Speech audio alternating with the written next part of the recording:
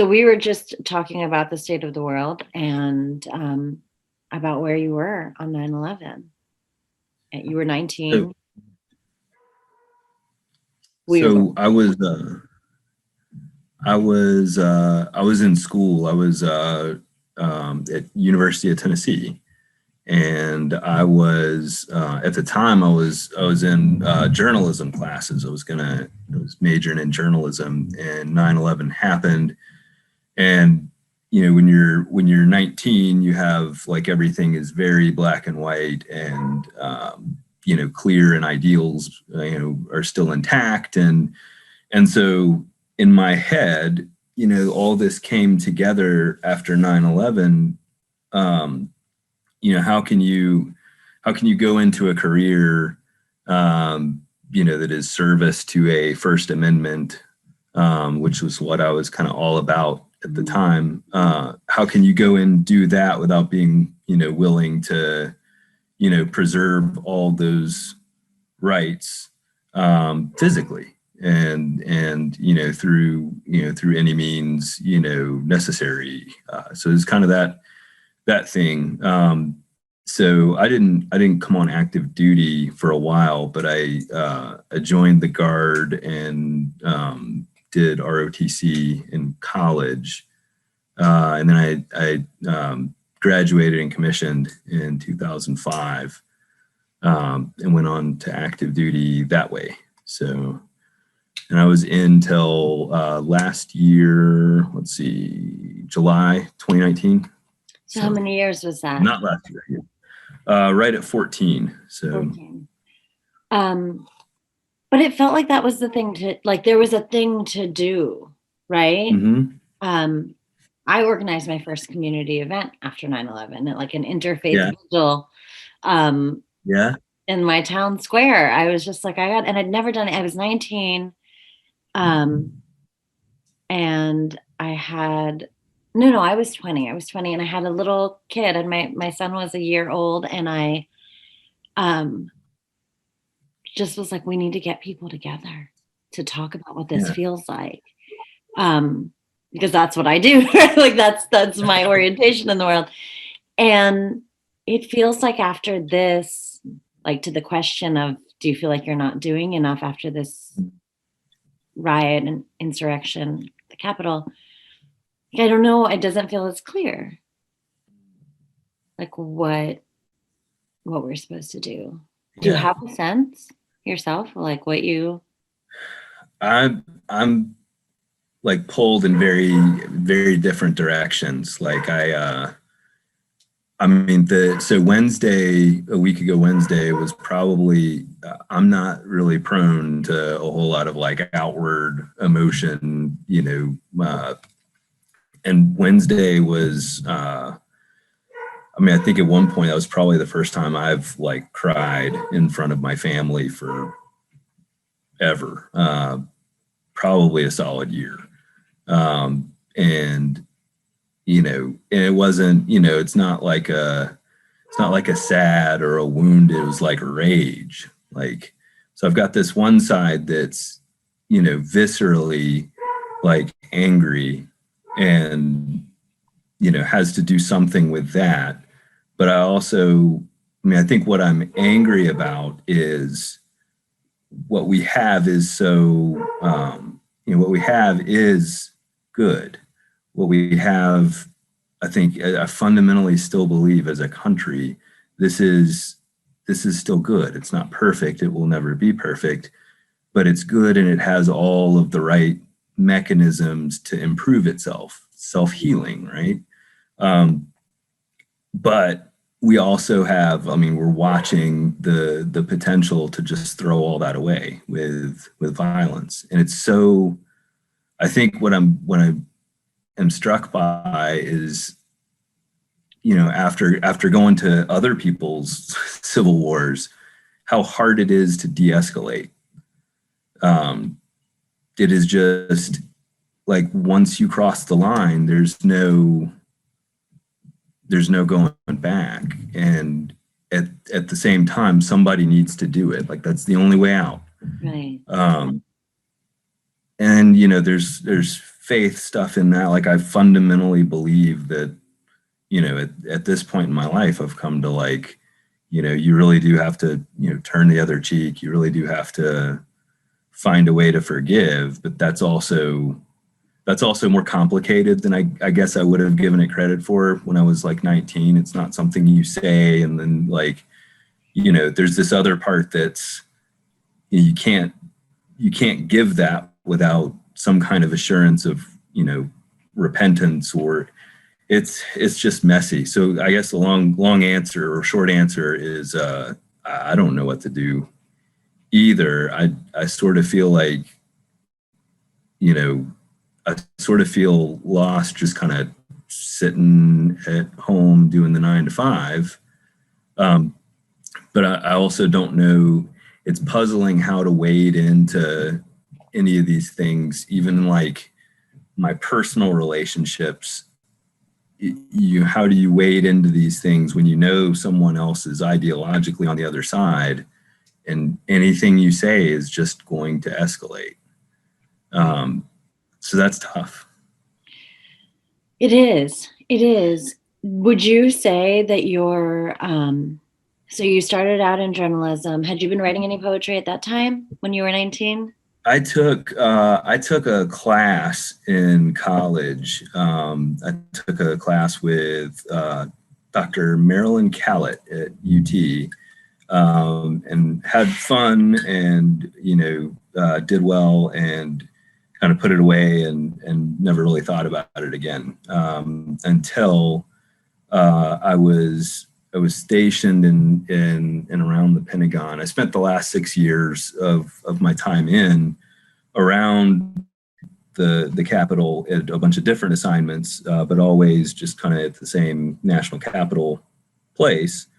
And so, you know, as you know, like my commute was, you know, from miserable to hell.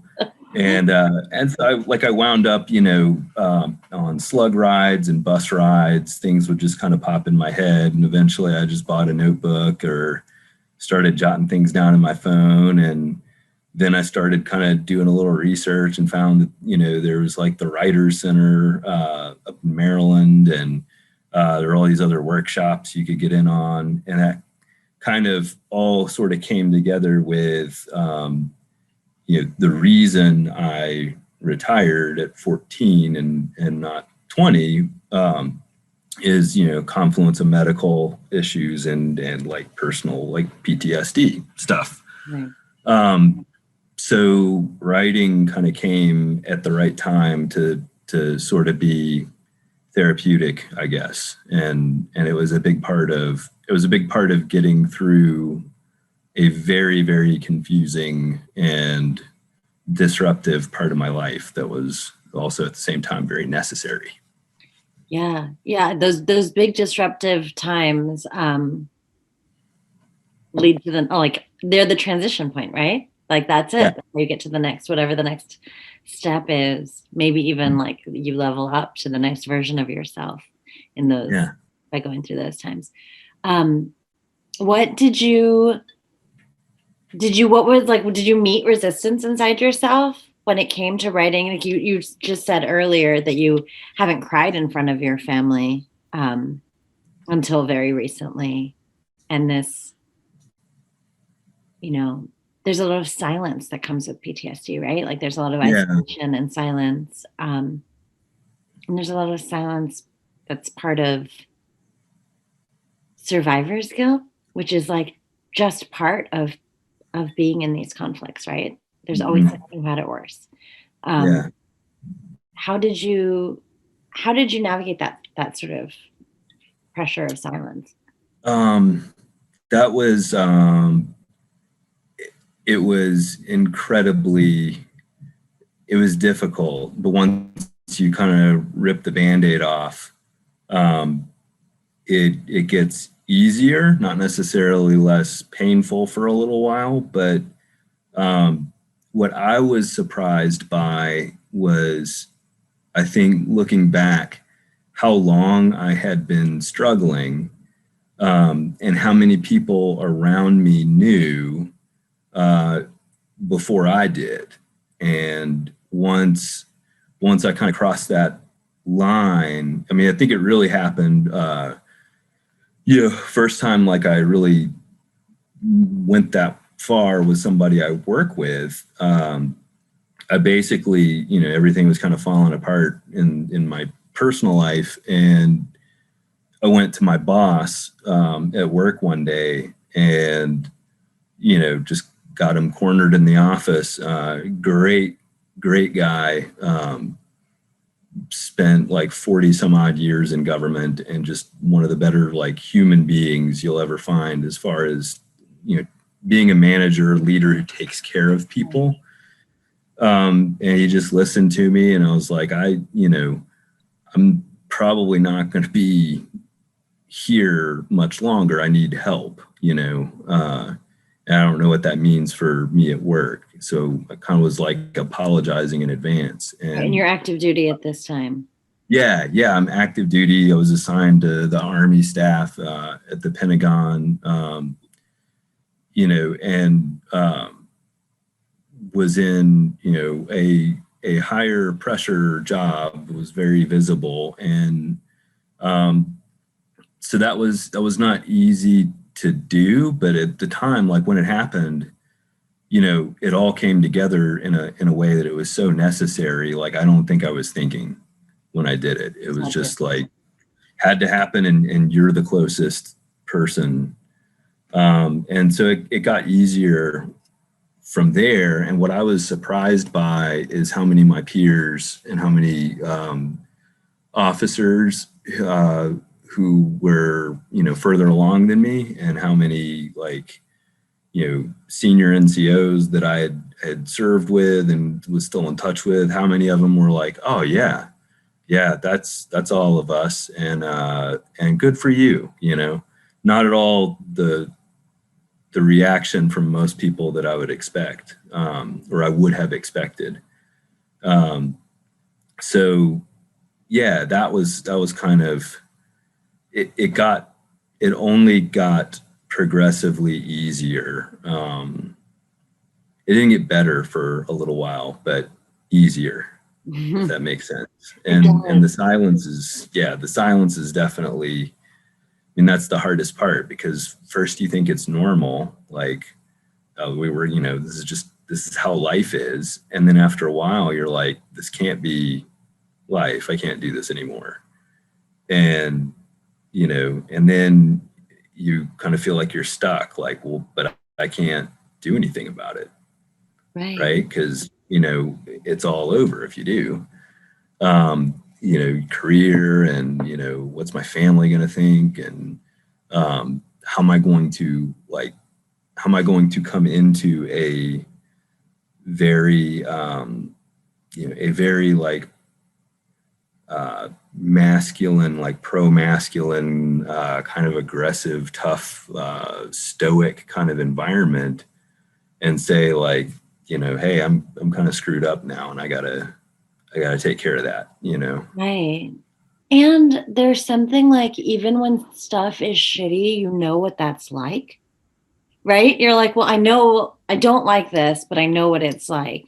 But once you take that step of saying aloud, this is not okay, then stuff, it's a call to action. It's like, from that moment forward, you're in another place. And that's really, really scary. But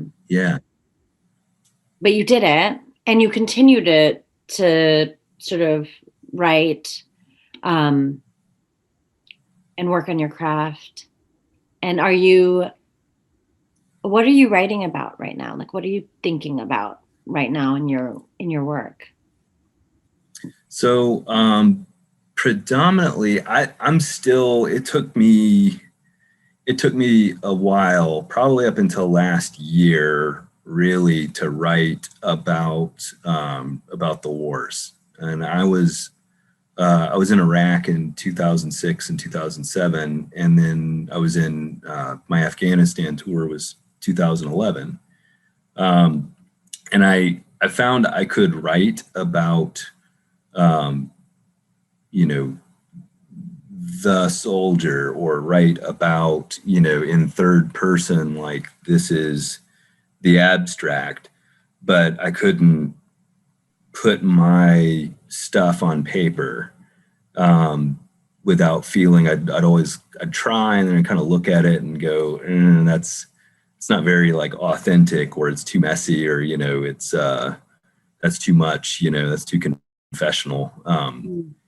And really in about the last like year or so, I've found some ways. So that's a lot of what I'm doing, I think, is trying to document those stories from the highest of, like times when, this is what it was like to lose someone. This is what it was like to be culpable for someone else's, injury or death, all the way down to like, this is the stupid stuff that nobody, realizes is germane to the military, like, you know, when some guy gets in his bags inspected by the Coast Guard, and there's all kinds of, lingerie and women's underwear in there, or, just all those little stupid stories of, what soldiers do when they're gone for 15 months and, bored, I guess. But yeah, all the ways of women, right? yeah, it's, so yeah, trying to write some of that and put enough together to come up with a manuscript. I keep kind of getting derailed by current events, and I don't know how good any of it is, but like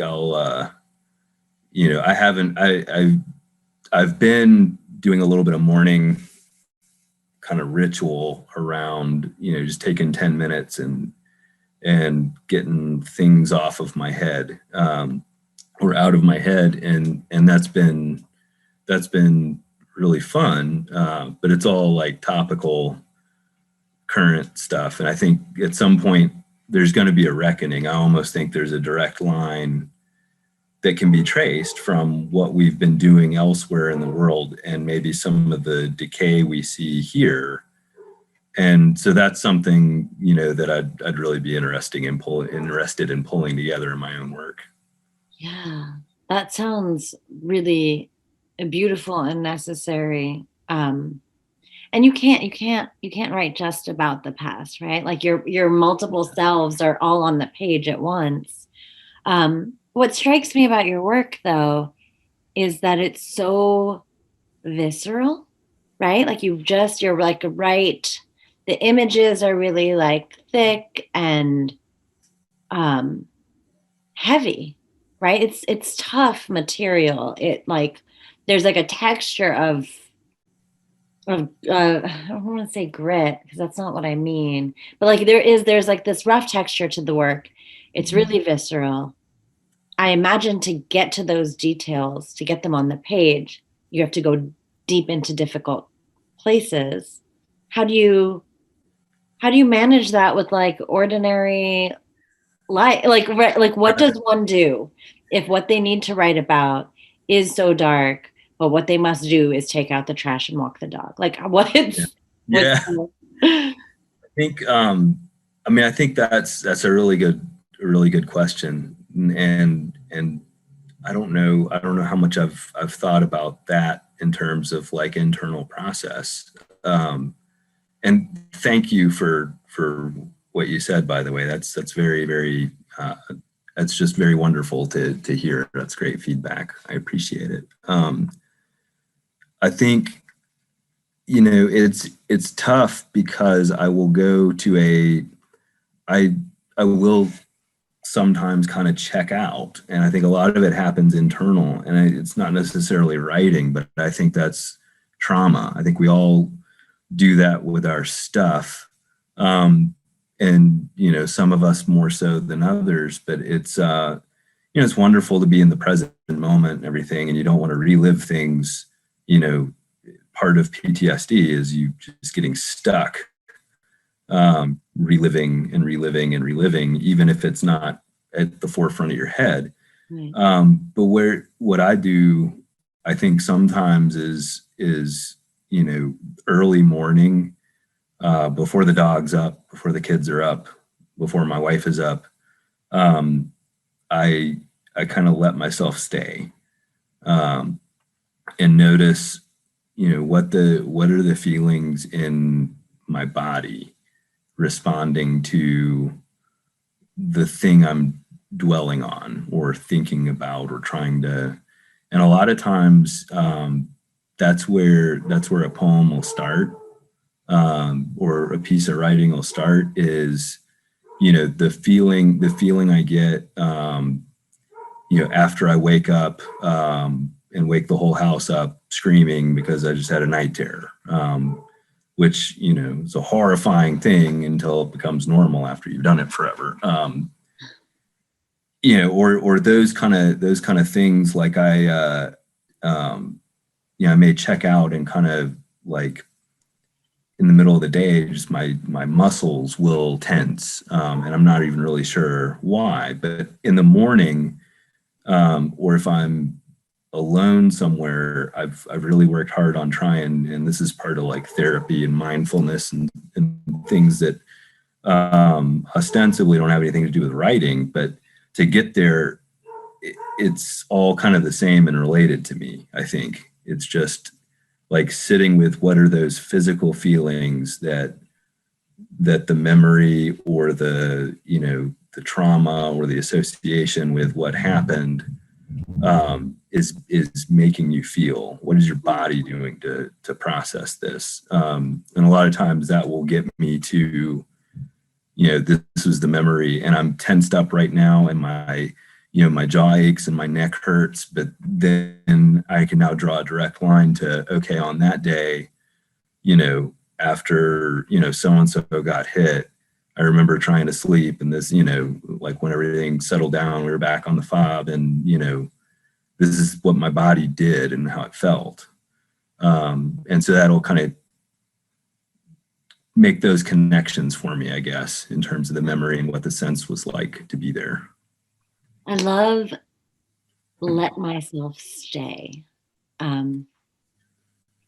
because there is so much like pressure, and also just like an internal inclination to like drive forward and to, and to be positive. But if we Yeah. don't take these moments, like the night terrors are going to happen. So if Yeah. we don't take these moments when we're awake and make a conscious decision to investigate it. Yeah. And when you write the poem about the thing, what then happens to the memory or to the like body state associated to it? Is there anything that happens? So I think there's a letting go that I notice sometimes, when I've dealt with the same kind of incident, or the same memory, right? And I mean, there's good basis to this. I'm not a psychologist or trained or anything like that, but I've spent enough time with them as subject. They've always kind of told me, like, the more you can kind of go back and touch it for just a minute, and then the next time you can go back and touch it and you can be there a minute longer, and then you go back and now you can be there 3 minutes or four, and you kind of stay in it long enough that it's okay. There is this release that happens, I think, when I've finally written about something from two or three different viewpoints. There's a letting go where it becomes still part of me, but I can view it, as something else, as it's a different time. It's something that happened. Like I'm watching myself from third person point of view, and so it's kind of nice. I guess at the end, it's sort of like you were saying. You do have to kind of take your trash and you look at it and audit it, inventory it, and then you got to put it where it belongs. Right. And when I'm done with it, that's sort of how it feels. Is like, okay, I've put it out and where it belongs, you know.